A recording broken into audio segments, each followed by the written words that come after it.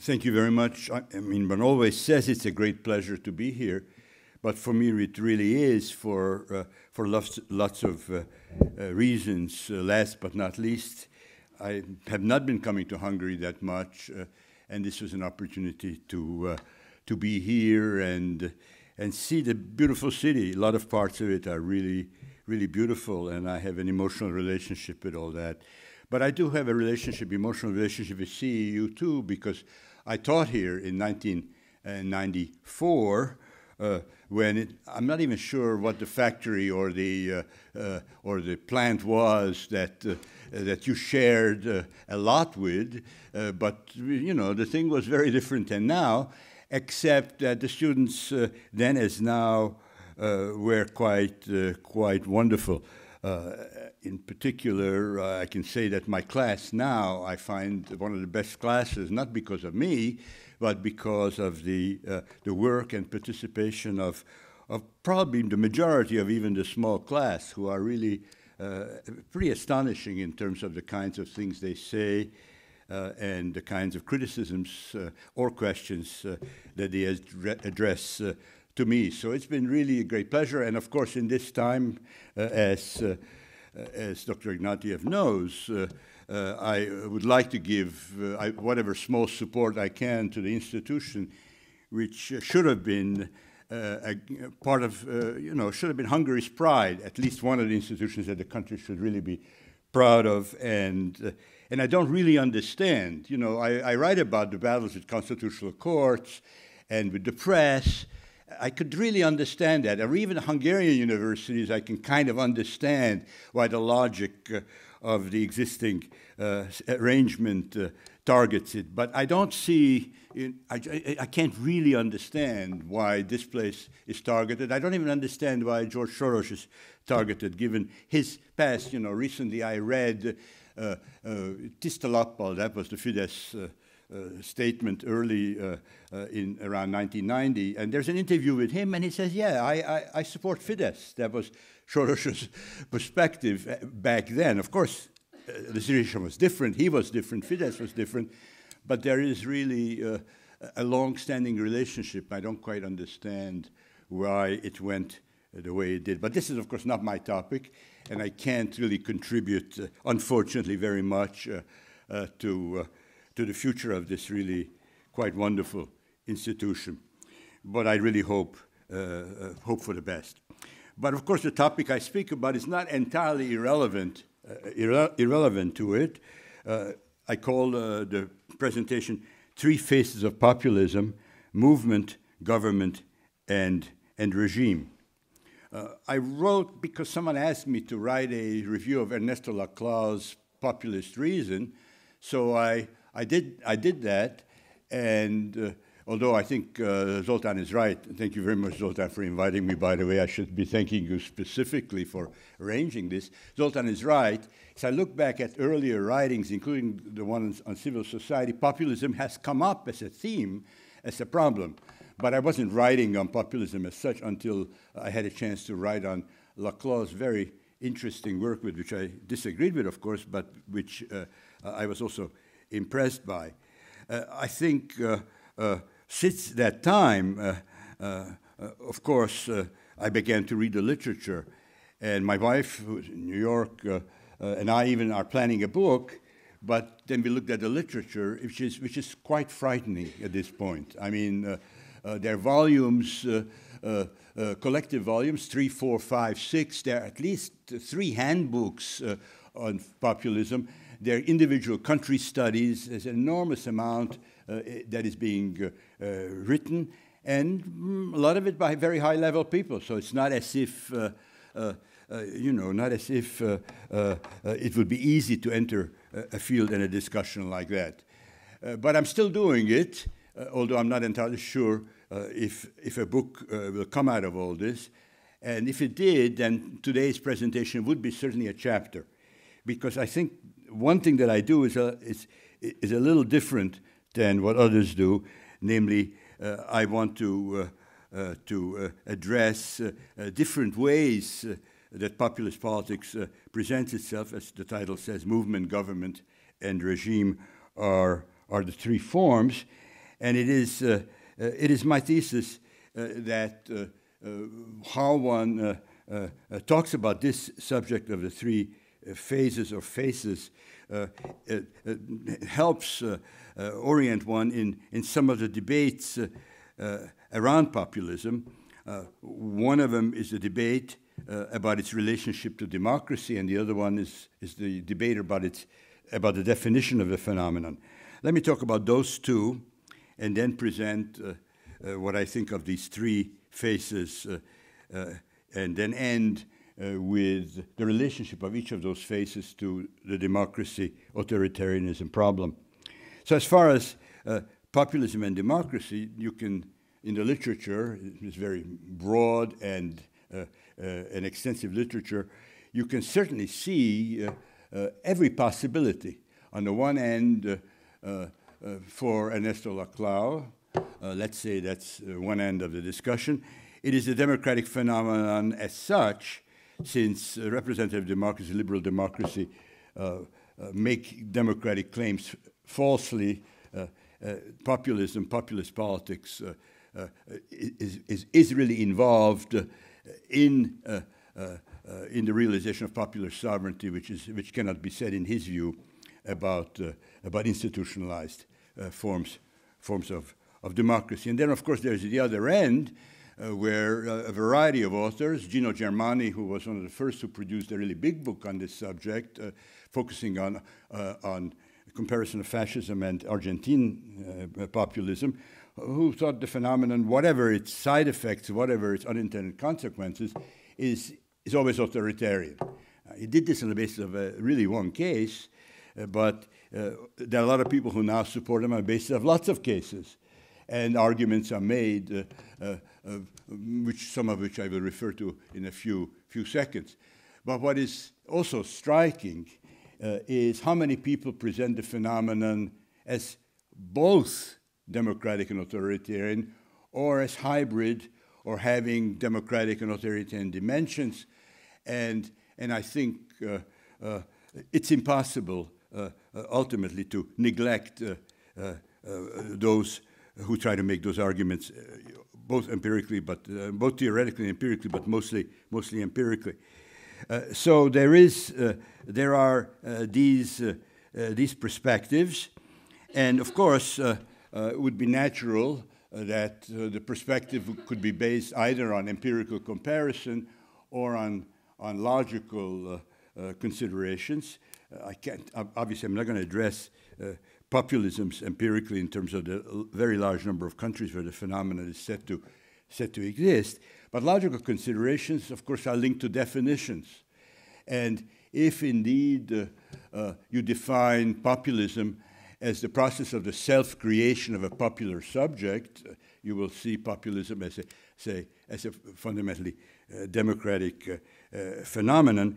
If, on the other hand, you define it as based on personalism, mobilization from above, friend-enemy relations or Manichaean relations among opponents within the political system, then it's pretty clear that the outcome will be problematic from the point of view of democracy. I was impressed by Laclau. It's hard to find an author who really supports not just the phenomenon, but also who personally advises populist leaders, in his case, the Kirchners in Argentina, who for methodological reasons is nevertheless totally honest in presenting a definition of the phenomenon. I will focus on him for a second, because I think that this is the definition which we really need now. It is based about 4 or 5 steps. One step, Zoltan mentioned the term popular sovereignty. Certainly, populism is an interpretation of popular sovereignty, in Laclau's sense, the only proper and legitimate interpretation. But he presents it also, and again, he makes a virtue of something which almost everyone would criticize, as a chain of equivalences among a heterogeneous set of demands which then other people can show leads to relatively thin or even no ideology at all, reliance on rhetoric rather than persuasion. He thinks these are indeed virtues because they help the emergence of the subject, whose nature, in his presentation, partakes of a part-whole dialectic. I mean, this is something that already 1843 Marx criticized the third estate, pretending that it is the French nation or the French people, although he did think that the proletariat could become the representative of the whole. To Laclau, it is again a virtue that one sector of the population could stand for the whole in some kind of persuasive and politically convinced sense. One of the reasons that he thinks it can, argument derived from Carl Schmitt, because strong friend-enemy relations are established with another segment of the population. And it is animosity to that segment which unites the foe in the Schmittian argument, that unites the friend unit. Interestingly, I had a little debate with Jan Werner Müller about this, and other people, there are people who agree with him, agree with me. Laclau agrees with me that such a unification is not possible without one single person being the center of that unity. Empirically, one can show, in a few seconds, I'll give some examples of populist trends which do not have a single leader. But in fact, there are very few like that, and in general, populism involves single-person leadership. Whether it is charismatic or not, we don't have to decide, since obviously you can see how there can be a huge difference between, let us say, even in a single country, between Chavez and Maduro. Maduro may be being overthrown today, so it's kind of interesting that even as we're speaking, world history continues. No one ever said he was charismatic, and in Chavez's case, everybody can see that he certainly is. Our friend here, at least when he was a young and handsome man, was charismatic. Whether he is now, well, I leave that up to you to decide who actually are spending time. There was no question that he had something when he was young. So charisma might be here or there, but single-person leadership is always part of the phenomenon. Once you use this definition, this complex 4- or 5-part definition, to which Laclau even adds the constituent power, about which I will say something, but obviously grabbing the constituent power doesn't characterize every single populism, so I would not want to make it part of a definition. With this definition, we are in position to look at the three phases. It's pretty obvious what the first phase is, movement, right? Our populist movement. I was just reading an article by Kish today, preparing for tomorrow's class when we're going to be dealing with the constituent power under populist conditions, and he wrote a piece, an introduction to a volume edited by Todt, Constitution for a Disunited Nation was the English title, and there Kish, I didn't remember, spoke about a populist backlash as the background of the turn that occurred in 2000. I didn't remember that, but it is certainly, in that case, a reference to movement-type phenomena. I mean, obviously, you cannot really say, and I think he even says this in some other article, that Fidesz was a populist party before it came to power. But as a lot of us traced from the beginning, there was a populist opinion, a populist backlash, which grew as time has gone, and this was certainly a phenomenon from below. It had leaders within some parties, but the opinion was generated on a basis of horizontal relations. We shouldn't be surprised. I mean, we spoke in 1989, I actually since 1981, about the reconstruction of civil society in this whole region. And some people, when they looked at our book, said, well, you are neglecting right-wing movements. You're only speaking about the positive ones. Well, yes, because we were speaking about a strategy of democratization, and it was those movements that we preferred that were supposed to play the major role. But clearly, from the outset, there were different kinds of initiatives. I don't know how many people have read Alan Turent's Solidarity, which is actually a very good and interesting book. I still teach it.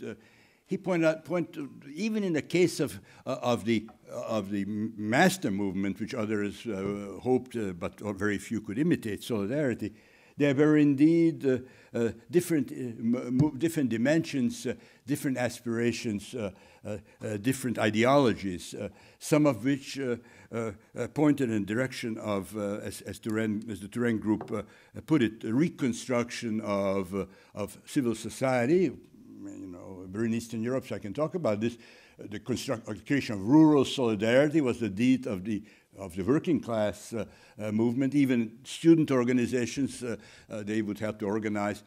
But on the other side, there were also integrist movements, fundamentalist dimensions that were not interested in plurality or pluralism, and wanted to transform Poland according to ideological project, which in retrospect we can call populist. I don't think it was called populist back then.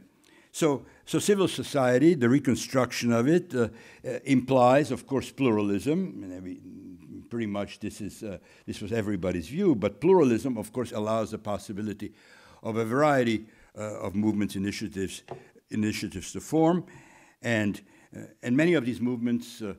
Some of these movements will be populist from the outset. Others will be parts of other movements, the famous two-sidedness of movements that Turent has studied, which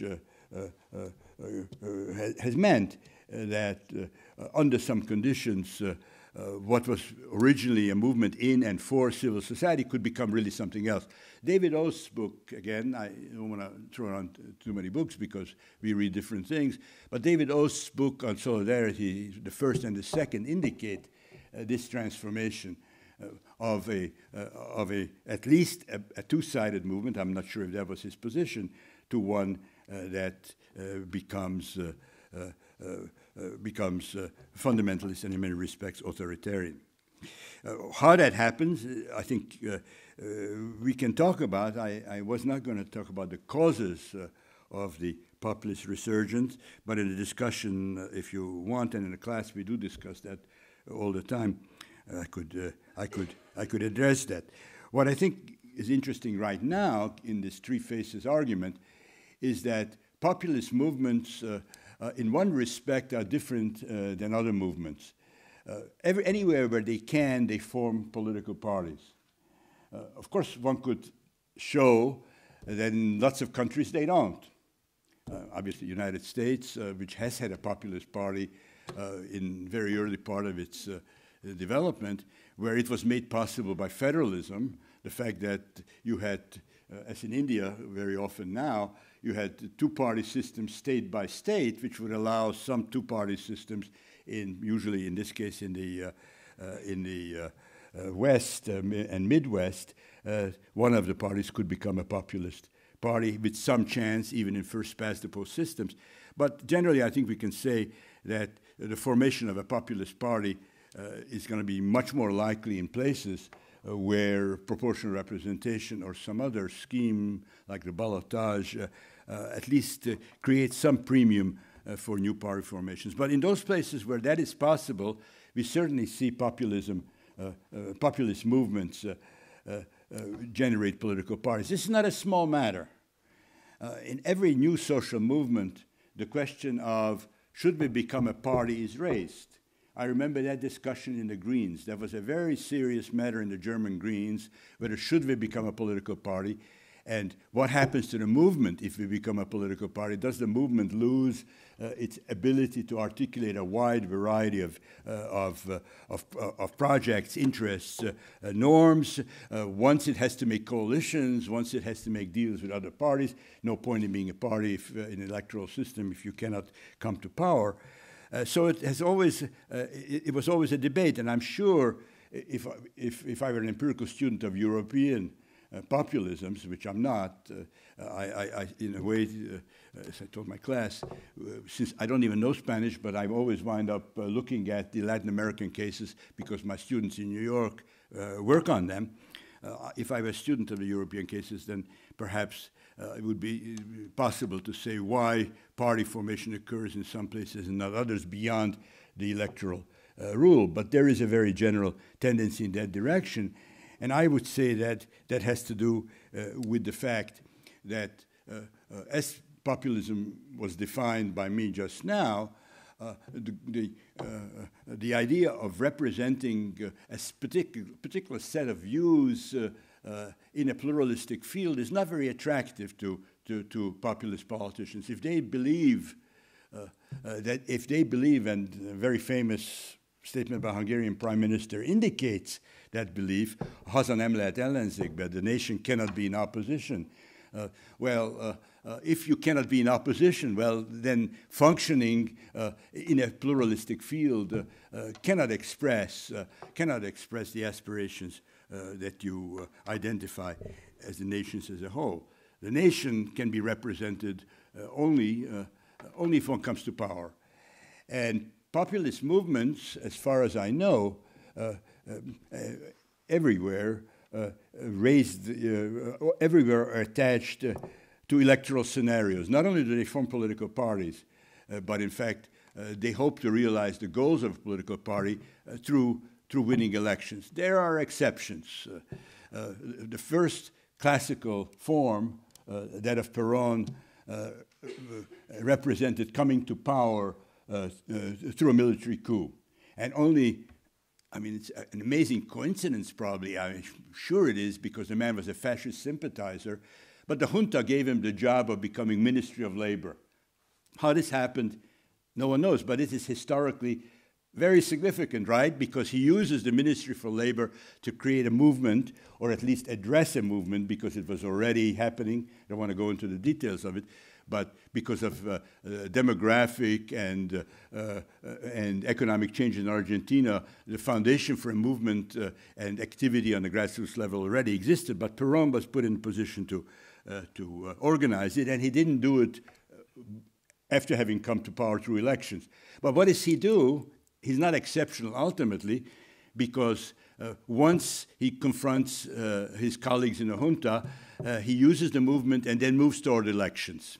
And had, I think, 2 fair elections before he began to fully manipulate them. That logic is part of my story. In any case, coming to power, to a populist movement everywhere matters. Mrs. Le Pen is not there just trying to create a new identity for one set of social actors. She's interested in coming to power, and this, I think, even in cases where the movements are weaker, can always be shown to be part of the aspiration. Now, there are people, to be fair, who distinguish between populism as a movement and populism as a government. But to be fair to myself, my distinction is a 3-part one, as you can see from the title. Populism in government means you won an election, and I think I want to make it more specific. You gain control of the executive. You can see why, from the definition, it follows that the interest is in the executive. Because if you want to represent the unity of the nation against whoever has been declared or who's been found as the enemy, legislature is not the best vehicle, since in the legislature there is already plurality. There is an opposition in the legislature. You can, of course, have a legislature and try to deal with it, but there has to be someone, ultimately this comes from the tradition of kingship, there has to be someone who can speak ultimately beyond all those oppositions, who is the nation's elect. Marx, Tocqueville, probably many others already discussed this in the battles between Napoleon or Louis Napoleon and his legislature. One is the nations elect, the others are elected by either parties or constituencies representing plurality. The executive can represent unity. So a populist government means you elected an executive. Or populism in government means you have elected an executive figure. I know in a parliamentary system, I can see already on several of your faces that how is this supposed to work in a parliamentary system? Well, ask yourself how the Hungarian Prime Minister makes it work. Because in fact, there are parliamentary systems where somehow a plebiscite leadership does emerge in spite of the fact there is apparent plurality. But I think numerically, if you wanted to do a quantitative study, a large end study, you're going to find many more populists in government in presidential systems. And indeed, some populist prime ministers, Indira Gandhi during the emergency of the 70s, or at least Rajiv Gandhi, wanted to convert India into a presidential republic. You have certainly seen Erdogan having done it just now in Turkey. Most Latin American countries don't have parliamentarism to begin with, so it's not a problem. And I always thought, but now I think this is over, that even the Hungarian prime minister would not have minded a presidential turn where he could run for the presidency. But in any case, in some parliamentary systems, the model is managed. The interesting one would be Poland in this sense, where there is a leader, but the leader does not himself directly occupy the position of the executive. Well, of course, empirically, with my definition, there are going to be all the same different difficulties as with ideal types. But I mean, the theoretical point I'm trying to make, and I have to watch my time because, as my students know, I go on endlessly. It's terrible when you get old. You talk more and more and more, and how do you watch yourself? How do you stay within a normal limit and listen and leave time for all the interesting things that an audience like this people are going to be saying? So I'm working on it, but the battle is not yet won. In any case, what happens when a populist leader, is in government, when the executive is controlled by such a figure who ideally would like to be able to speak in the name of the nation as a whole, who does create friend-enemy relations in society, who does think that a part of society is the whole, who may even be interested in the constituent power, and so on. Well, of course, in the United States, we see this happening. We do have such an executive. And certainly everybody knows, because it's in every newspaper, in every television program, that this means battles galore between. Well, of course, already if it's the executive, then battles between the executive and the courts, executive and Congress. Eventually, as people rightly say, the press is in a way a fourth branch of government, very close to playing governmental role in at least liberal democracies. The battles with the press. When an executive is in power and who imagines that yo soy Venezuela, I am Venezuela, that statements like this in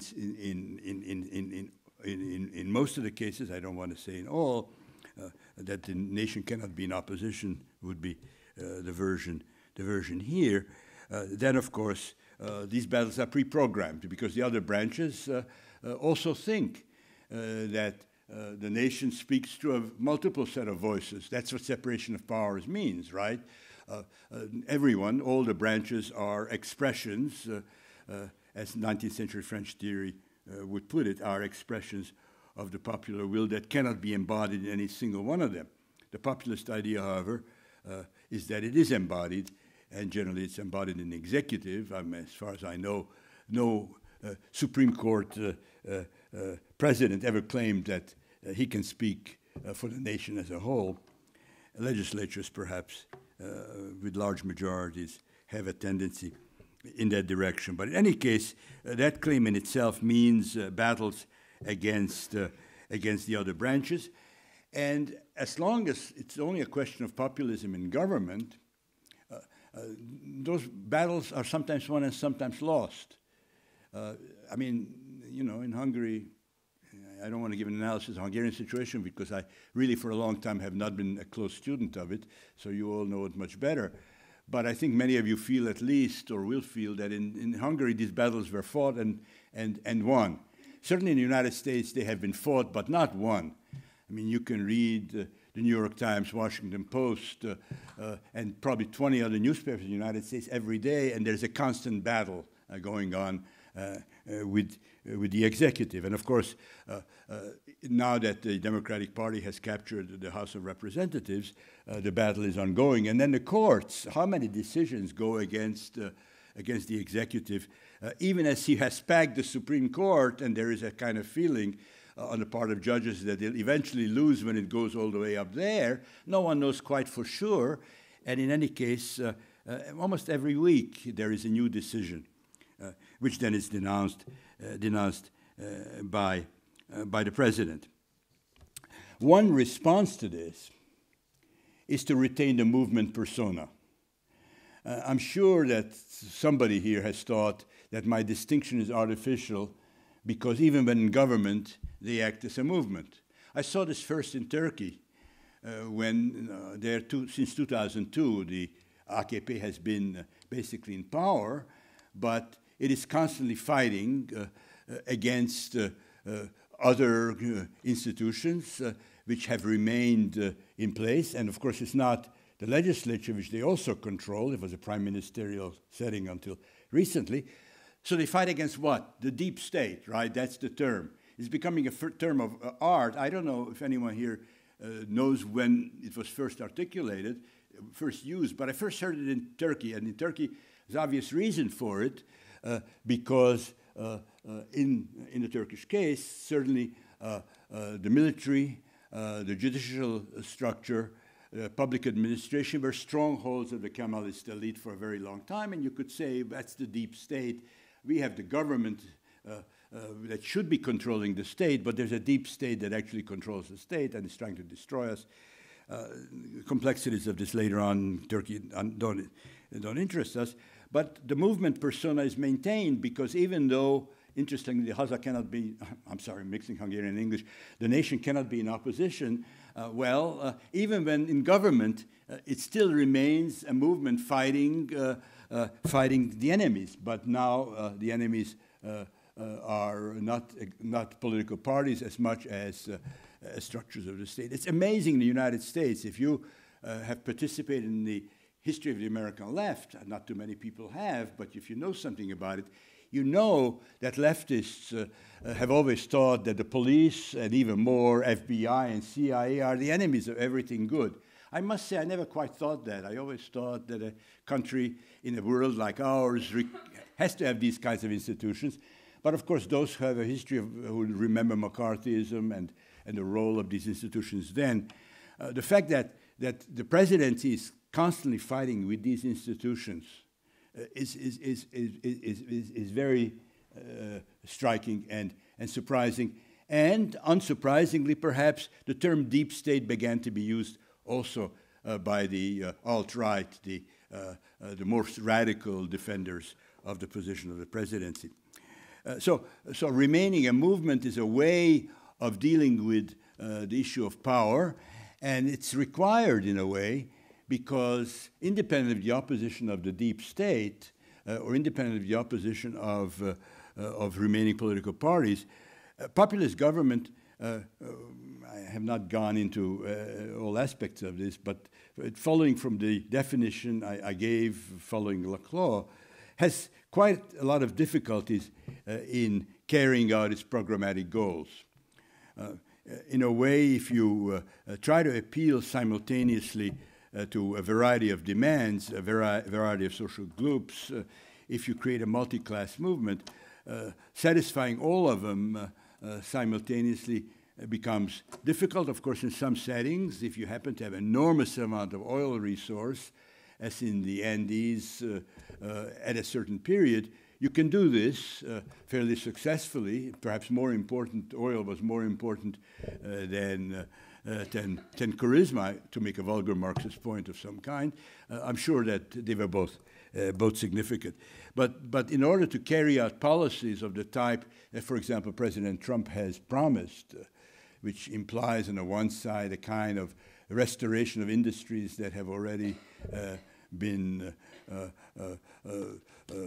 severely reduced by the International Division of Labor and international competition, if you simultaneously promise to restore the dignity of a certain segment of the population that has severe identity problems, the white male of the South, when the country's cultural development is quite in a quite different direction, not to speak of its demographic development, then, of course, failure is kind of built in to the structure. Yes, of course, Chavez seems successful, but then suddenly the failure turns out to be, as we might even see today, to be dramatic. And one response to it is to claim we're not in power, which is why we still have to fight the deep state or someone else.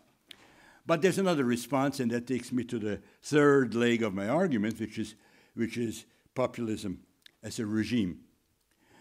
Now, what do we mean? I mean, regime government are so often used as interchangeable in daily press that it's difficult to really use these terms without some attempted definition. Government is the center of political power that makes explicit decisions within the overall structural and institutional framework, and regime refers ultimately to the structural and institutional frameworks within which governments operate and have limits. So we naturally think of liberal democracy, even it has different forms, as a kind of regime, and it remains the liberal democratic regime, whether a conservative government or a social democratic government or a liberal government is elected. The rules, the fundamental rules, remain ultimately the same within a single regime type. When people spoke, and I think it was a useful, very good term in countries like Hungary about regime change, they didn't just mean we're going to replace the previous incumbents by a new set of incumbents. They meant that we're going to replace one set of rules by a completely different set of rules. Forget now if there are continuities and similarities and even reappearance of previous things later on. Certainly, if there's a military coup and there's a military junta that rules a country for 73 to the end of the 80s, as in Chile, one kind of regime was replaced by another. Now, the methodological problem is, and this brings me close to my own area of work, is that regime and constitution could easily be identified as the same same object. What I want to maintain, though, is that there's a serious relationship between them, but not an identity. And for reasons, for those of us who study constitutional politics and so on, we know that there are constitutions which are just pure form, and the actual regime will have, everybody from Central Europe, Eastern Europe knows this, the actual regime will have quite other rules, that it's not entirely ruleless, but you cannot read the Constitution of 1936 and actually find out what the rules of political interaction were in the Soviet Union at the time. So there can be a complete divergence between regime and constitution. Generally, and this is to some extent what we call constitutionalism, though, there is no full divergence, and many of the things constitutions describe actually do have regime constitutive elements. But even in those cases, there is common law development, and this is not just an Anglo-Saxon matter, that conventions of the Constitution, customs, even laws which have a quasi-constitutional role emerge and help to change the material constitutional reality. Kelson's term was this, the material constitution.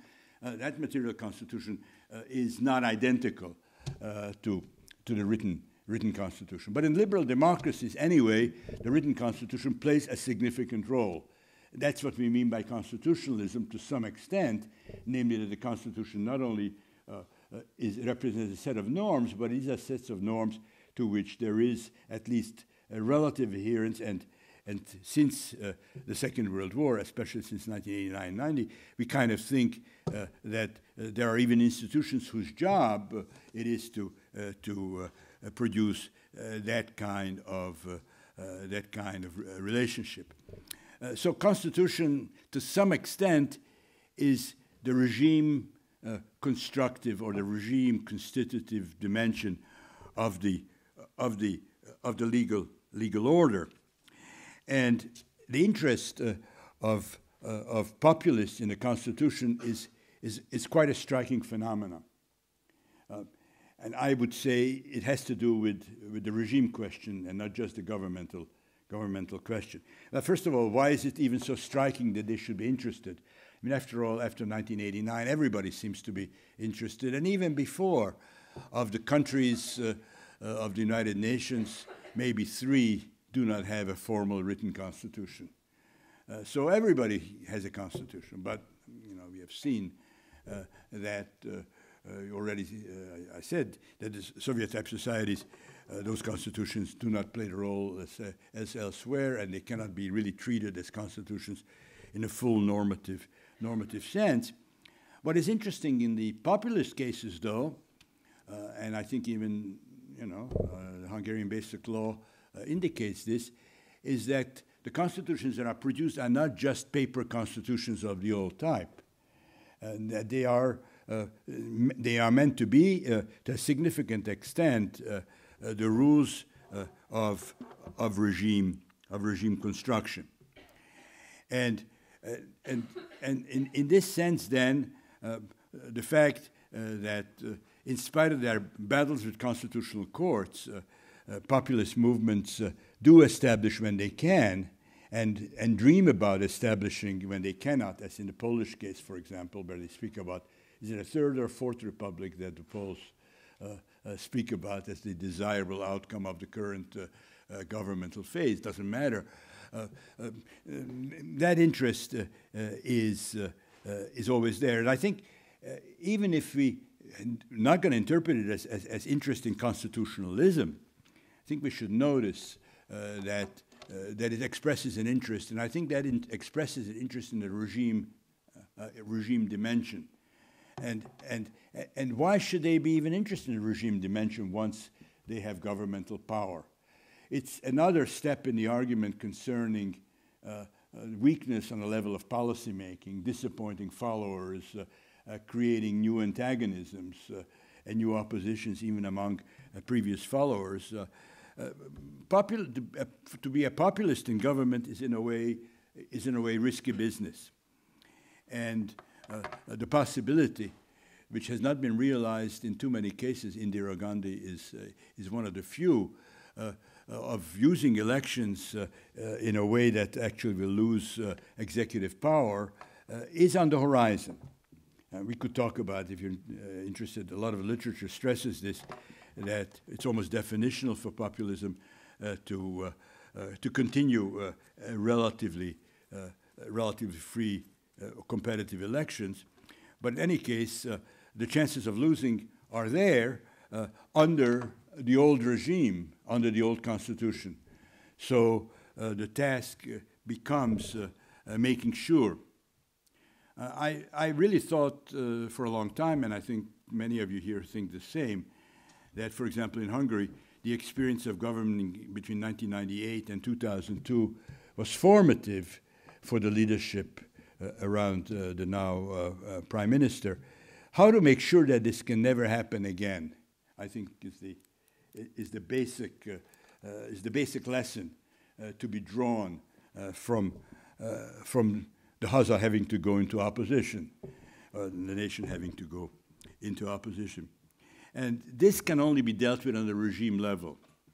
That is, if we continue just to be the government and we're going to have free elections, and I think, you know, if you read my first piece on the constitutional development here, which was written around 2013, I guess, or 2012, published in the volume I already mentioned, I was optimistic about the 2014 election. Could have happened. And I tend to think that perhaps even later there was some chance. But that chance, I think we all see, is being reduced on the institutional level. And that's because of attempts to create a regime which perhaps has institutions that resemble institutions of a liberal democracy, but which function differently. So what does it mean? Well, it means to transform the separation of powers. It means even to change the electoral rule. It means to weaken the courts. Very, very important part of it is not just to fight with the press, but to eliminate the possibility of free press. Some of these things can be put into constitution. Some of these things become part of practice, but then they are part of the material constitution. People have stressed, I have several conversations with Bálint Magyar. A lot of people stress the corruption. I can't say anything about it. I just don't know really the facts beyond what some people write. But you really do notice the problem of corruption and clientelism becoming worse and worse in almost any populist government. And in the end, a corrupt system becomes the basis of political interactions and competition, in the sense that the voters are directly influenced by clientelistic relations that are in the hands of individuals who are corrupted, and this too is an important instrument for continuing to stay in power. You see it everywhere. Who the groups are who are singled out as the ones who have to be taken care of will change from country to country. Venezuela, for example, it's pretty clear that there was enormous attention paid to making sure that the military is well supplied, supported, and that top officers will continue to support the new regime, irrespective of what happens. Well, as I said, I'm policing myself, and what I want to end with, since I'm basically a relatively optimistic person, as against most of my Hungarian friends who tend to be dark and pessimistic about their present and their future. But I guess living in the United States changes you in this respect, and so I always look for the possibility of change in situations of which I'm critical of. I want to end with that, but I want to indicate just briefly that these three stages of populist politics, even in their very nature, have different relations to democracy. One of the reasons I promised that I will explain why people feel, some people argue that populism is a democratic phenomenon, other people argue that it's authoritarian from the outset. I think that that way of seeing things becomes possible and understandable because the different phases have a different relationship to democracy. When populism is a movement, for example, I mean, obviously, it banks on what in every representative democracy, I would say it's not just a European Union phenomenon, is a democratic deficit. I mean, I remember even before this current epoch, several people would write about democracy as an unfinished project. I just read today in a piece of Kish that I was reading, of course, no democracy is complete. Every democracy requires democratization. That's just not a thing for the poor Easterners. Every democracy has gap between represented and representative. Pierre Rosanvallon wrote an interesting book about how existing democracies compensate in such settings and how difficulties can arise in that form of compensation. So I think on the level of a social movement, even populists can actually focus on democratic lag. And you see this in European populisms now, because many of them speak about the democracy deficit. Now, sometimes they put this in sovereigntist and nationalist terms, but still, that's what they're talking about, right? When they say the technocracy in Brussels is making decisions, they're unaccountable. It's only on the highest level of the executives that their decisions can be questioned. And we ourselves, the Danes, had such a vibrant democracy here, and now we are losing control over democratic decision. This is, of course, something that was especially said aggressively during the recent crisis. But I think the democracy deficit from this point of view is visible for those who are willing to see it, and the populists, of course, are. And in pointing to it, they indeed can be even allies of new social movements, which are, in fact, argue in the same vein. So to the extent that there is a democratic side, as against, for example, the older Latin American model, when it was a question of including people who were excluded from the world of citizenship, if there is a democratic side today, it has to do with the movements criticizing the democracy deficit.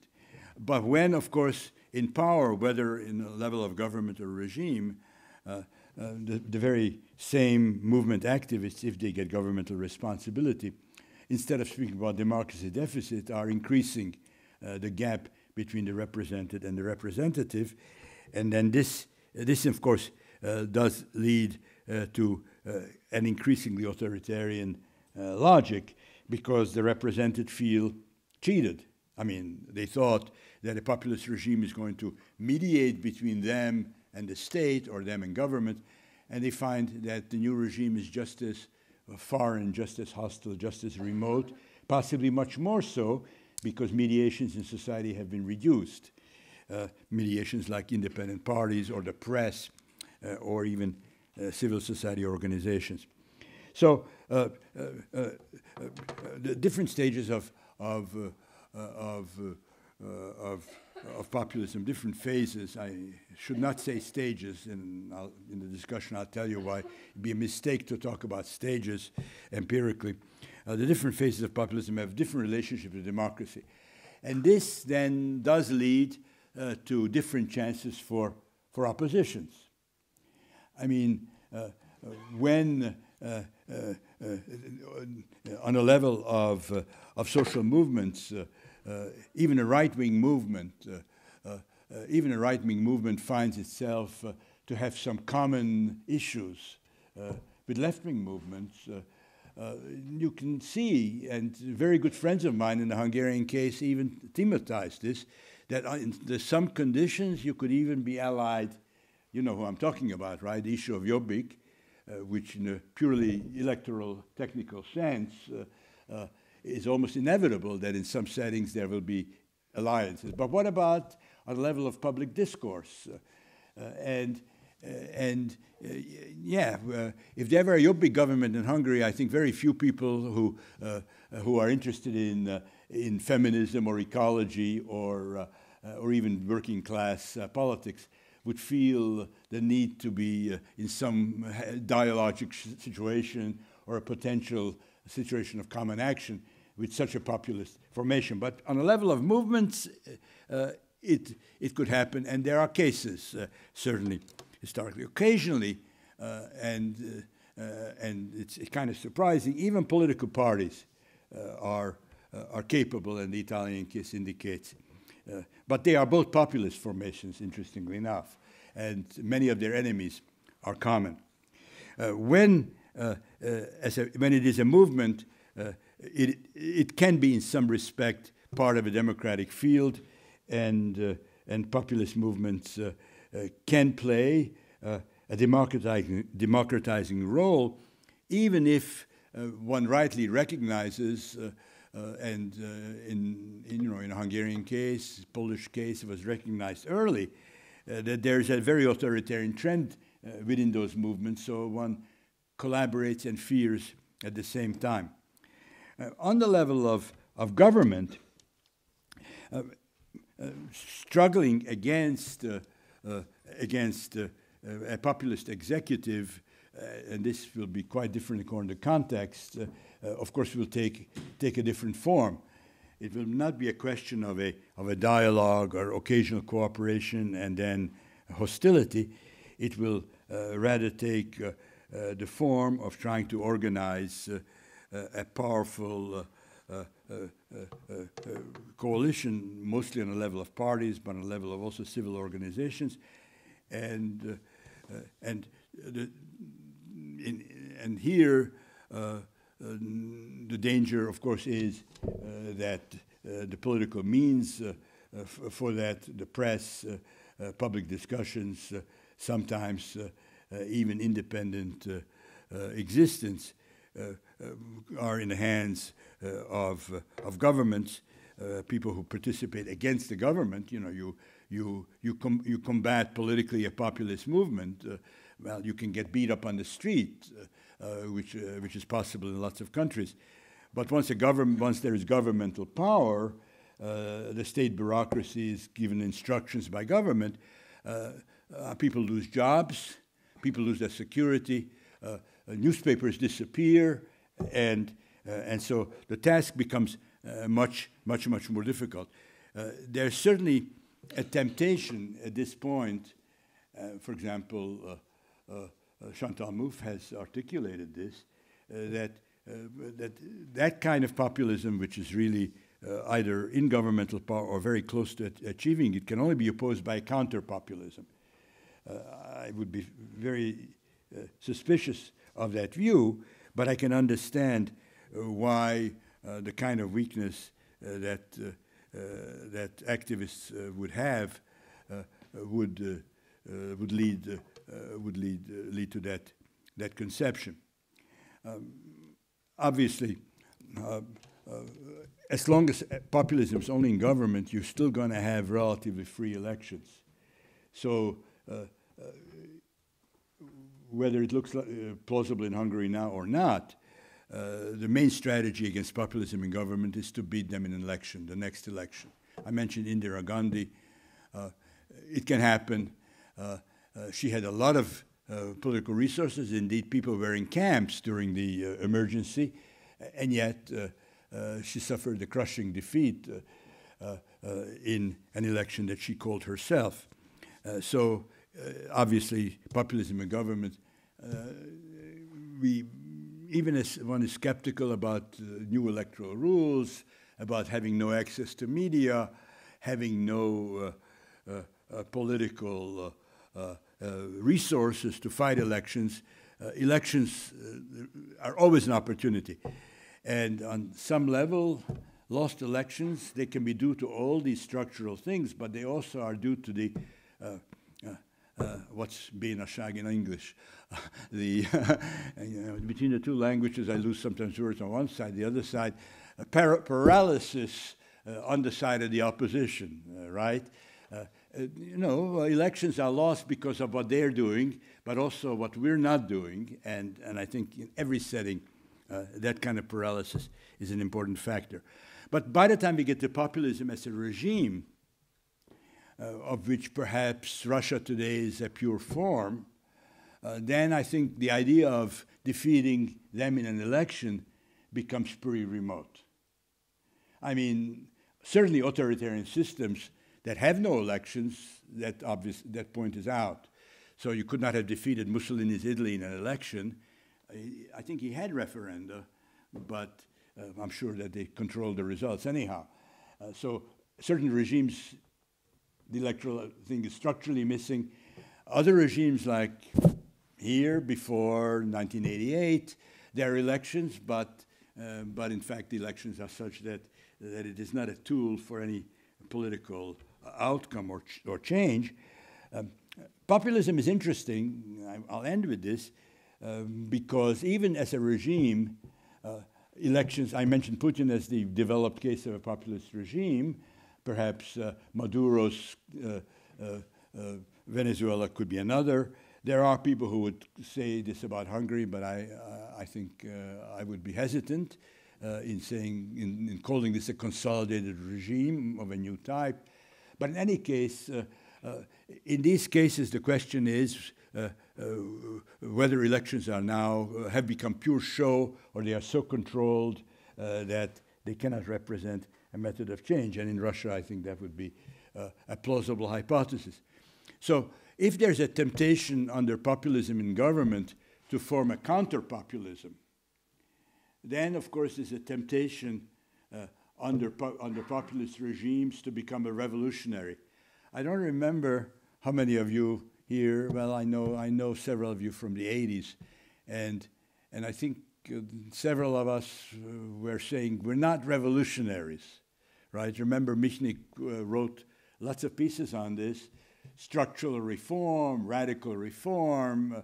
In Spain, they made a nice term combining ruptura and reforma. Ruptura, reforma, pactada was an additional term sometimes added to it. Spain was first in terms of these negotiated transitions. I think that perhaps we would be back there. Since we were right to reject a revolutionary attack on existing systems in which power is taken violently or by force, and in which we treat the other side as enemies who must be simply destroyed. I mean, that's what the revolutionary logic is. You know, you kind of ask the question, if Balint Magyar is right about this description of the Hungarian state, and I leave it up to you whether he's right and to what extent he is wrong. At the very least, one would say there are huge accumulations of money that have emerged within the clientelistic system. So what should be done with those who have enriched themselves in Russia or in Hungary or in Turkey, which is a very large number of people, but it's, of course, ultimately small minorities. Well, revolutionaries have no problem with that. But what happens if we actually try to deal with that issue directly? I think that, as somebody said to me the other day, then the old shit begins again. And I think that's what we should be avoiding, even in the face of populism in the form of a regime. Okay, thank you very much.